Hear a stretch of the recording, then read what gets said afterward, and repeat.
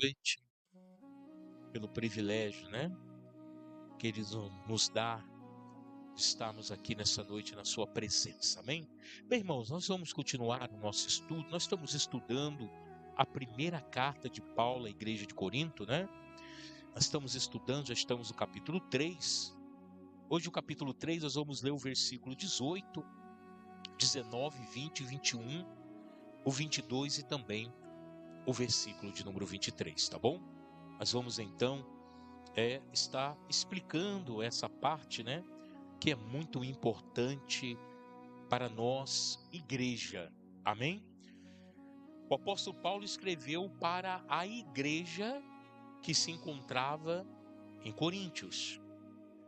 Então, se essa carta foi direcionada para a igreja de Coríntios, ela é direcionada para nós também, que somos igreja nos dias de hoje, E aí alguns podem dizer, mas não é atual, essa carta foi escrita 2.500 anos atrás. Irmãos, a palavra de Deus, ela não muda, amém? E nem mudará. A Bíblia diz que passarão céus e terra, mas a palavra de Deus não passará, amém? Então ela é atual sim para nós nos dias de hoje, tá bom? Vamos ler então? Capítulo 3 de 1 Coríntios, do versículo de número 18 ao versículo de número 23, tá bom? Diz assim a palavra do Senhor. Ninguém se engane a si mesmo. Olha como Paulo começa dizendo: ninguém se engane a si mesmo. Se alguém dentre vós se tem por sábio neste mundo, faça-se louco para se tornar sábio. Olha que interessante, amém? Mas vamos estar entrando nesse contexto aqui, vamos lá. Pois a sabedoria deste mundo é loucura diante de Deus. Como está escrito, ele apanha os sábios na sua própria astúcias. Aleluia. E outra vez, o Senhor conhece os pensamentos dos sábios e os quais são vãos. Portanto, ninguém se glorie nos homens, tudo é vosso. Seja Paulo, seja Apolo, seja Pedro, em algumas traduções Cefas, seja o mundo, seja a vida, seja a morte, seja o presente, seja o futuro, tudo é vosso. E vós de Cristo, e Cristo de Deus. Amém? O apóstolo Paulo, como nós não podemos perder esse raciocínio, porque esse raciocínio ele vai nos levar a entender toda a carta que Paulo escreveu ao Coríntios, tá bom? Toda a primeira parte, Depois tem a segunda carta, enfim. Paulo escreveu à igreja de Coríntios porque havia uma divisão na igreja de Corinto. E havia também uma diversidade de pensamentos. No entanto, alguns com essas diversidades de pensamentos, fora daquele pensamento que Paulo havia edificado, eles estavam encontrando uma série de problemas que estavam acontecendo dentro da igreja de Corinto. A divisão era porque cada um entendia da sua forma a palavra de Deus. E quando nós relativamos a verdade, relativar a verdade é você fazer a verdade segundo você, não tendo um divisor de águas dentro deste pensamento. E qual é o divisor de água? O divisor de água entre um pensamento e outro pensamento vai ser sempre a palavra de Deus. ela vai nortear, né, os futuros pensamentos. Mas na igreja de Coríntios havia uma divisão, porque uns diziam que era de Paulo, outros diziam que era de Apolo, outros diziam que eram de Pedro, né, e outros diziam que eram de Cristo. E sendo que Paulo, Apolo, Pedro eram todos também de Jesus Cristo. Então, muitas pessoas encontraram nessa divisão a oportunidade de defender o seu pensamento. Pensamento esse que não era o fundamento que Paulo havia lançado. Eram pensamentos ao contrário daquilo que Paulo lançou. Ao ponto de alguns dizerem na igreja de Coríntios que Cristo não havia ressuscitado. Da onde eles tiraram essa inverdade, né? Trouxe então uma divisão entre a igreja. Haviam outras pessoas que diziam que não era para ser tão penoso ou tão pesado o servir a Cristo. Então eles estavam querendo uma brechinha para viver da forma que eles queriam e da forma que eles pensavam. Então por isso Paulo escreve, né, a igreja de Corinto, e a carta de Paulo é dura à igreja. Porque Paulo, ele nessa carta tem o desafio de colocar novamente a igreja de Corinto nos trilhos, para que ninguém se perdesse lá, né? Então, em 1 Coríntios 3, do 18 ao 23, Paulo adverte contra a sabedoria humana, que é loucura para Deus, e a glória em homens, pois os crentes pertencem a Cristo, e Cristo pertence a Deus. A passagem exorta os fiéis a abandonarem o orgulho e as divisões baseadas em líderes humanos, reconhecendo que Deus é a fonte de toda a sabedoria e que tudo pertence aos que crê em Cristo. Então, o que Paulo vai trazer? Paulo vai trazer agora uma palavra que vai levar aos irmãos de Corinto a raciocinar, pensar e a avaliar dentro do contexto que Paulo já lançou, que é o firme fundamento que nós vimos aqui alguns versículos atrás. Quando você não pensa, quando você não faz esforço para pensar, para analisar, para estudar, para contextualizar, tem alguém que vai fazer isso por você. Então você vai sempre ser cegado.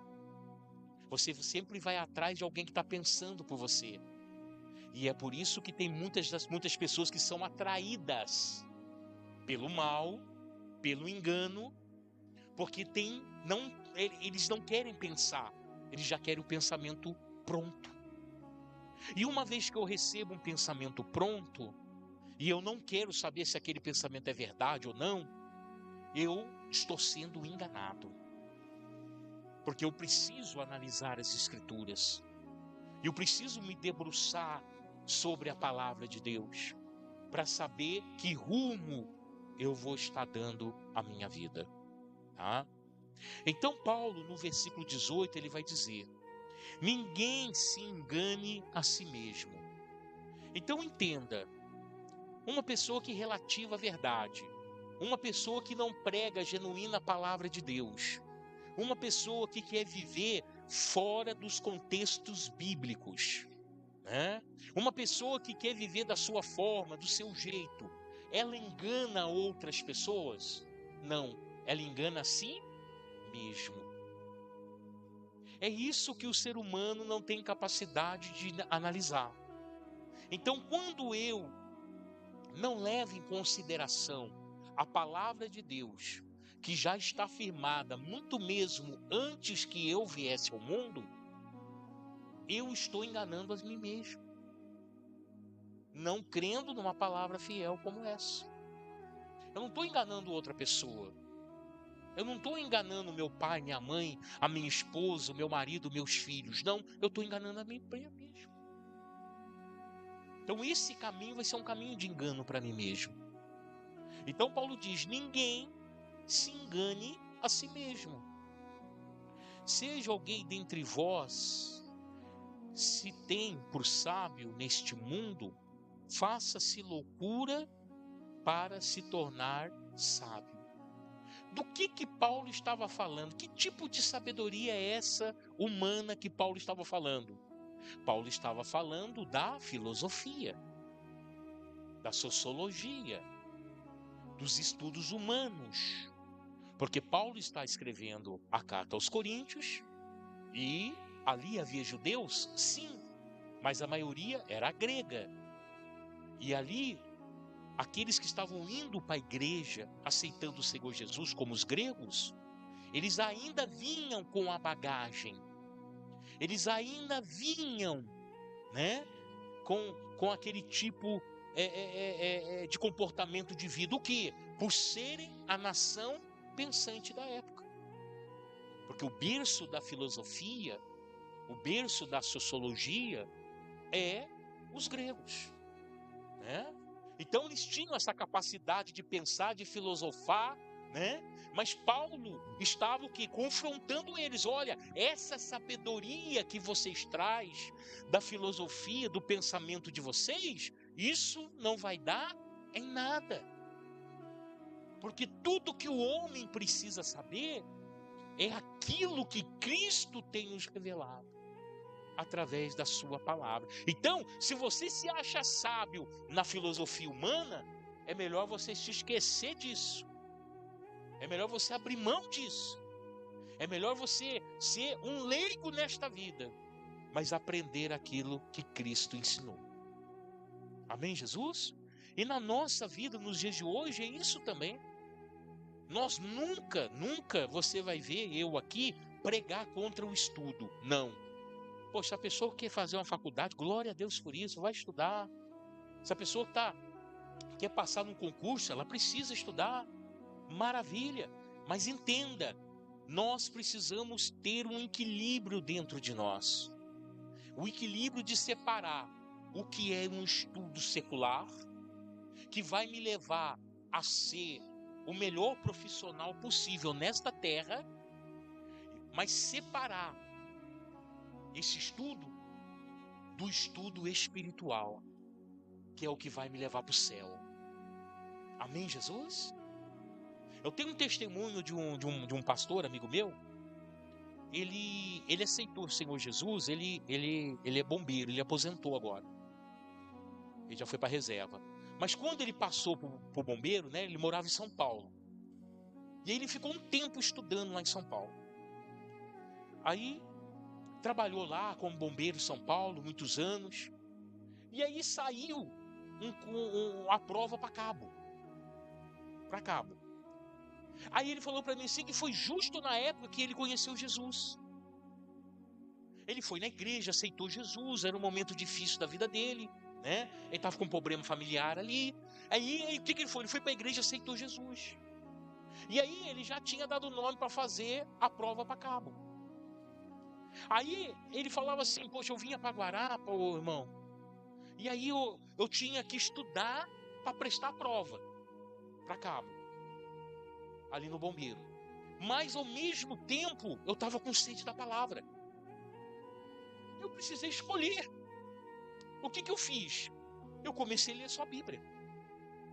E Bíblia, todo dia Bíblia, eu estava com aquela sede da palavra e Bíblia, e Deus falando comigo, e Bíblia. Chegou o dia da prova, não tinha estudado para a prova. Ele falou, bem, já deu o nome mesmo, vou ter que fazer agora. Foi lá, fez a prova. Fez a prova e continuou na palavra de Deus. Estou falando o exemplo do irmão.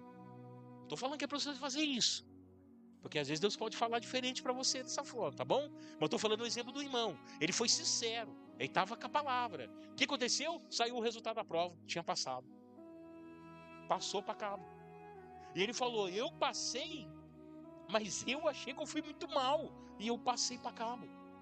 Mas por quê? Porque Deus me honrou, porque naquele momento eu precisava da palavra. Então, há momentos que nós temos que ser essa divisor de água na nossa vida. Amém, Jesus? Há momentos que nós precisamos entender que a prioridade da nossa vida é a palavra de Deus. Depois vem as demais coisas depois, mas em primeiro lugar é Cristo na nossa vida. Amém? Então, Paulo estava dizendo, olha, essa filosofia humana, essa situação que vocês estudam, isso não dá em nada. E ele vai dizer de uma maneira categórica, ele vai dizer assim, ó, se alguém dentre vós se tem por sábio, neste mundo, faça-se louco para se tornar sábio. Do que ele estava falando? Do testemunho de Jesus Cristo. Para os gregos era loucura, você sabia disso?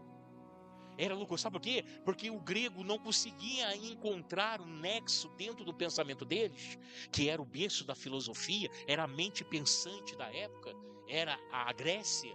Eles não conseguiam entender como é que alguém morre pelo pecado de outro. Como é que alguém morre para perdoar outra pessoa? Eles não conseguiam entender isso. Então, quando Paulo fala aqui, né, para deixar a sabedoria para se tornar louco, ele está falando da pregação do Evangelho, da pregação de Jesus Cristo. Porque aqui no livro de 1 Coríntios, eu acho que no primeiro capítulo, versículo 18, ele vai dizer assim, ó, pois a palavra da cruz é loucura para os que perecem, mas para nós que somos salvos é o poder de Deus. Então, para o mundo, a palavra de Deus é loucura. Para os gregos naquela época, a palavra de Deus era loucura. O que Paulo pregava era loucura, porque eles não conseguiam entender a morte e a ressurreição de Jesus Cristo. Amém, Jesus? E aí Paulo vai continuar dizendo, pois a sabedoria deste mundo é loucura diante de Deus. Essa é a grande realidade. Você imagine o homem fazendo o que o homem está fazendo hoje aí. Você imagina as loucuras que o homem está fazendo, as ideias que o homem está fazendo. Você imagine o homem ter uma ideia, maquinar na sua mente, premeditar na sua mente a morte de outra pessoa. Isso não é loucura diante de Deus? Um homem ou uma mulher premeditar em trair seu marido, em trair sua esposa, não é loucura diante de Deus? Uma pessoa, muitas das vezes, fazer mal para outra pessoa e aquela pessoa está orando pela vida dela, não é mal diante de Deus? Uma pessoa pregar a palavra de Deus com segundas intenções, querendo corromper, querendo enganar, querendo, tirar o que a pessoa tem, não é loucura diante de Deus? Então, os pensamentos do homem, se não for colocado de joelho no chão em oração diante de Deus, é loucura para Deus. Amém? Por quê? Porque os pensamentos de Deus são os pensamentos corretos. São pensamentos dentro da ética, dentro da moral, dentro de um princípio, aleluia, de bondade. Pensamentos humanos não. Então, nós não podemos pegar, um pensamento de Platão, Aristóteles, e fazer que isso norteie a nossa vida. Sabe aonde nós vamos dar? Em nada, em lugar nenhum. Mas quando você pega a palavra de Deus e permite que ela norteie a tua vida, você vai dar no lugar aonde Cristo quer que você chegue, para te honrar no nome de Jesus. Quem está entendendo, diga amém. E aí Paulo vai continuar dizendo, pois a sabedoria deste mundo é loucura diante de Deus, como está escrito, ele apanha os sábios nas suas próprias astúcias. Ele pega o sábio nos seus próprios pensamentos. Por quê? Porque o atributo de Deus, um dos atributos de Deus, o quê? É a onisciência. Deus é onisciente, ele sabe todas as coisas. Há um salmo na Bíblia que diz que antes que saia a palavra da nossa boca, ele já conhece. Porque Ele conhece a intenção do coração. Amém? Por isso que nenhum homem na face da terra pôde enganar a Deus. E é por isso que o ser humano engana a si próprio. Porque ele não pode enganar a Deus. Porque Deus conhece a intenção do seu coração. O Senhor sabe tudo de você. Então, Paulo disse, olha, os sábios, Deus pega eles nos seus próprios pensamentos. Deus confronta eles na sua própria sabedoria. E eles não têm para onde ir. Paulo, ele teve ali no aeródromo, se eu não me engano é esta a palavra, se eu não me engano, tá, irmãos? Aeródromo era o lugar de pregação, era o lugar onde ali os gregos, eles filosofavam. Paulo esteve ali pregando a palavra de Deus. Paulo foi levado lá e pregou para os gregos.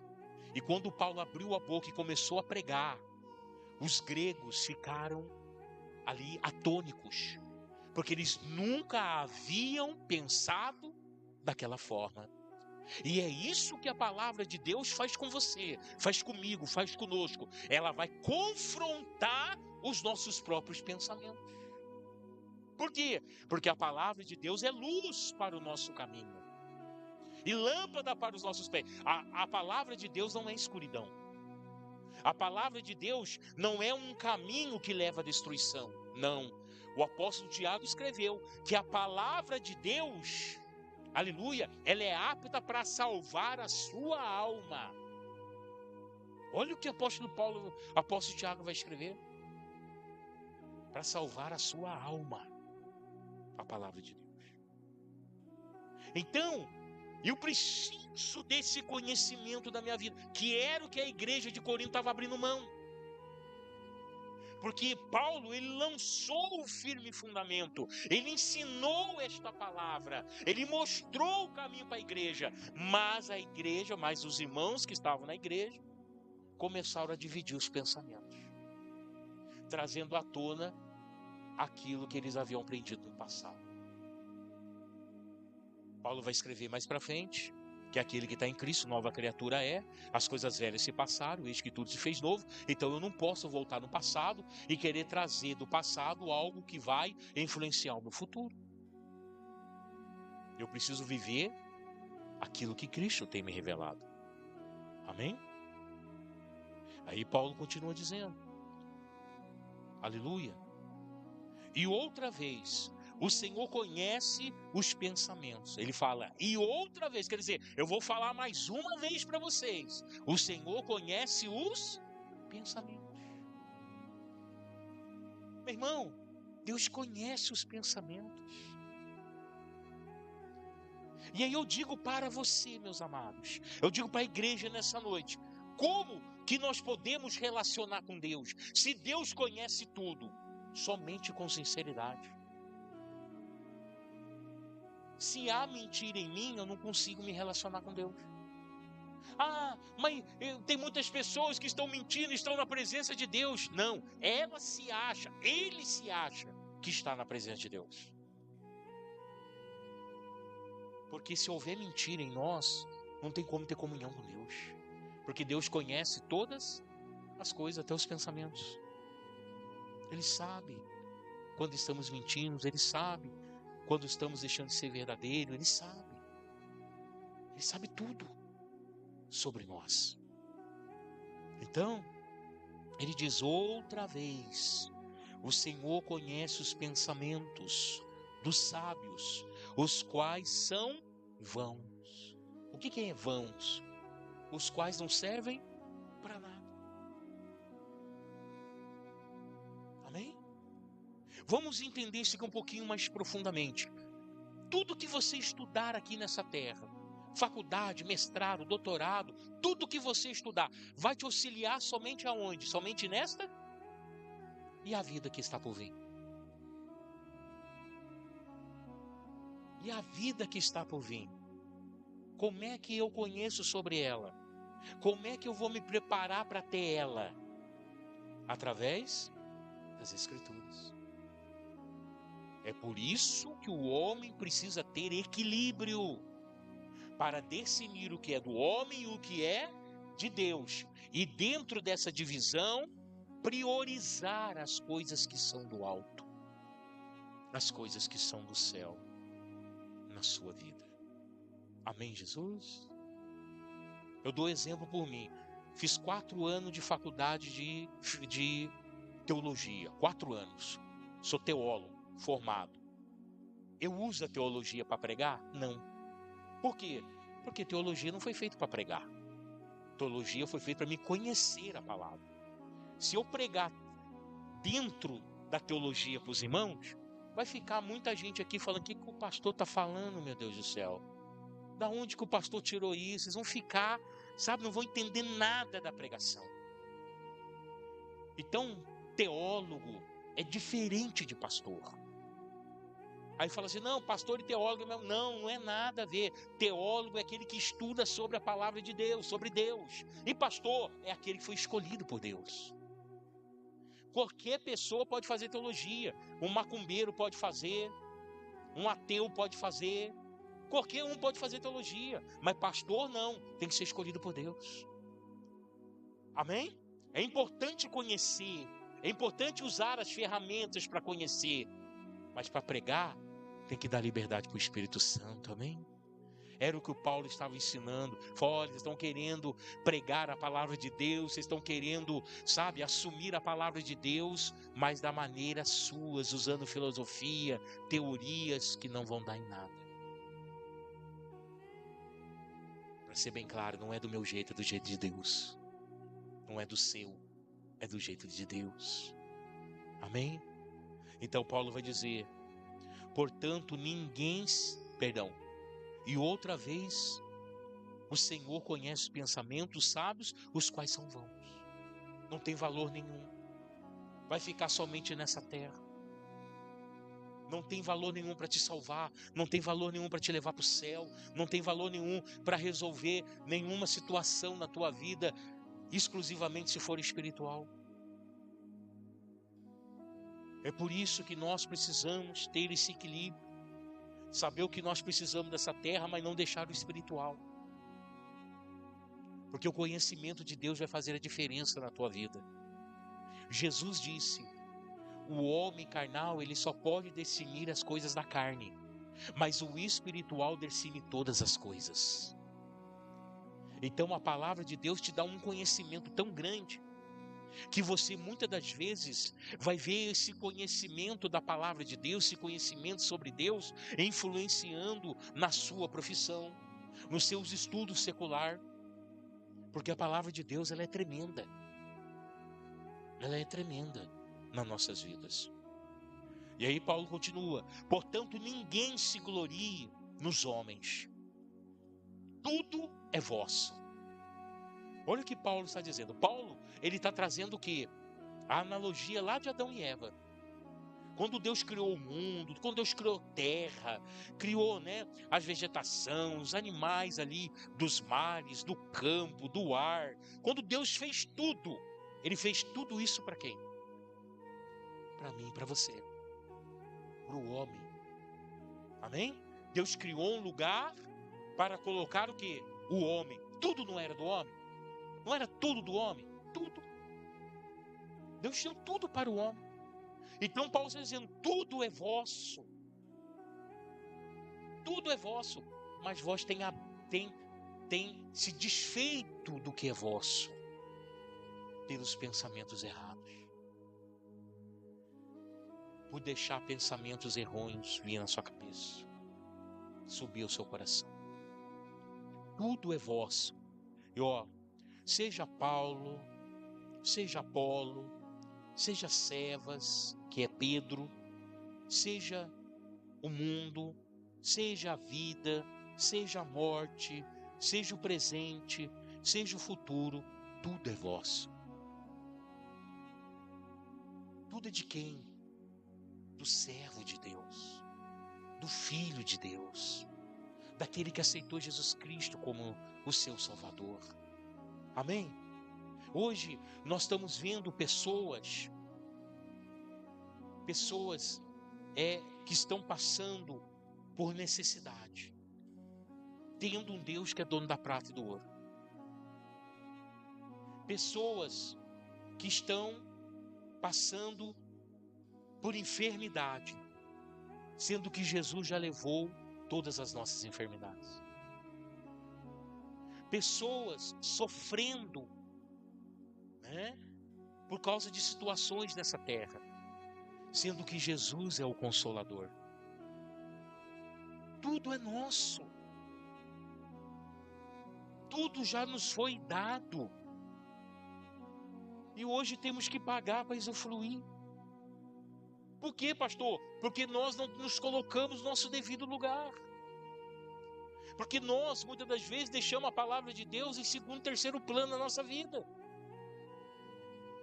Porque a partir do momento que começamos a exercer a palavra, começamos a aplicar a palavra no nosso dia a dia, nós vamos ver essa palavra se cumprindo em nós, que é a vontade de Deus. Paulo vai dizer no livro aos Romanos que a vontade de Deus é boa, perfeita e agradável. Se não está bom, se não está perfeito, se não é agradável, porque não é a vontade de Deus. Você já parou para pensar assim? Tudo que nós vamos provar na nossa vida, precisamos colocar esse desafio na frente. Poxa, está sendo bom para mim? Está sendo agradável para mim? Está sendo perfeito para mim? Não, então não é a vontade de Deus. Nós precisamos aprender a usar a palavra de Deus no nosso dia a dia. Amém? E aí Paulo vai dizer, né? Ele vai falar sobre Paulo, Apolo, Pedro, mundo, vida, morte, presente e futuro. Tudo isso já é nosso. Tudo isso já é nosso. Amém? E aí ele vai falar, e vós de Cristo. Quem é o Senhor na nossa vida? Jesus Cristo. Amém? Quando você aceita Jesus Cristo, você aceita Ele primeiro como quê? Primeiro como quê? Senhor. Depois, Salvador. Amém? Só que primeiro vem Senhor. Se Ele é Senhor na tua vida, quem dá ordem em casa? É o Senhor ou é o empregado? Amém? Quem está diante de um rei? Quem dá ordem? O rei ou o empregado do rei? Quem dá ordem? É o patrão ou o empregado? Se ele é Senhor, quem dita a regra? O Senhor. Amém? Ele é Senhor e Salvador da minha vida.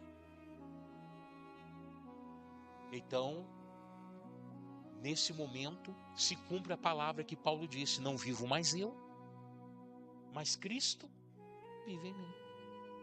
Amém? Quer dizer, Paulo, não é mais a minha vontade, não é mais o meu querer, né? Eu não tenho mais pretensões nenhuma nessa terra, a partir de agora é Cristo.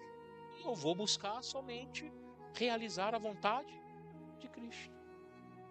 Amém, Jesus?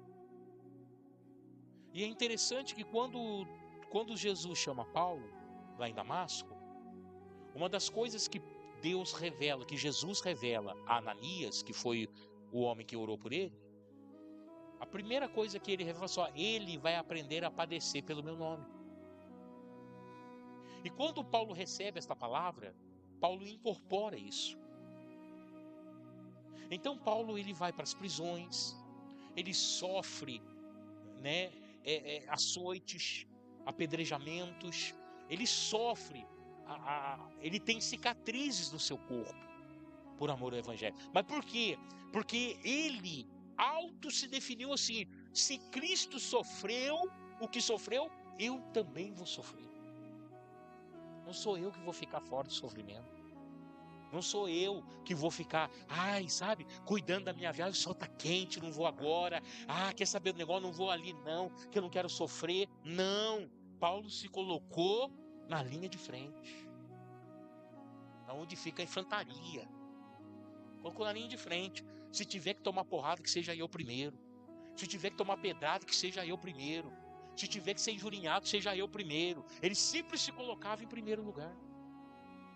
Porque ele tinha exemplo de Cristo. Se Cristo padeceu, eu também tenho que padecer. Amém? Mas vai falar hoje para, a geração do mimimi. Vai falar isso hoje para essa geração. Não é? É claro que eu não quero generalizar, não são todos. Mas a maioria desta geração que nós estamos vivendo agora, que para mim é a última sobre a face da terra, vai falar para ele sofrer por causa de Cristo, para você ver. Ele vai falar assim: não, eu não vou sofrer por causa de Cristo não. Jesus me ama, ele já pagou o preço por mim, tá pago, eu não preciso pagar mais nada. Tá bom? E nem a cruz que eu carrego, a minha cruz é de isopor, ainda tem 2 rodinhas atrás. Bem levinha para mim carregar. Não é assim, irmão.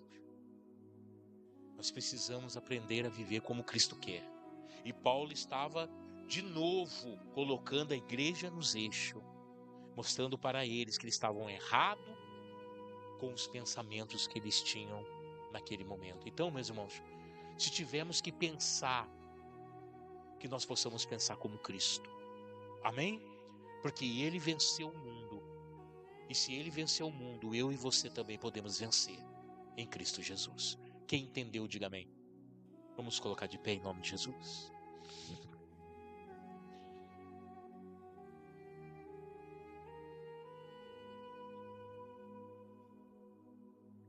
Põe a mão.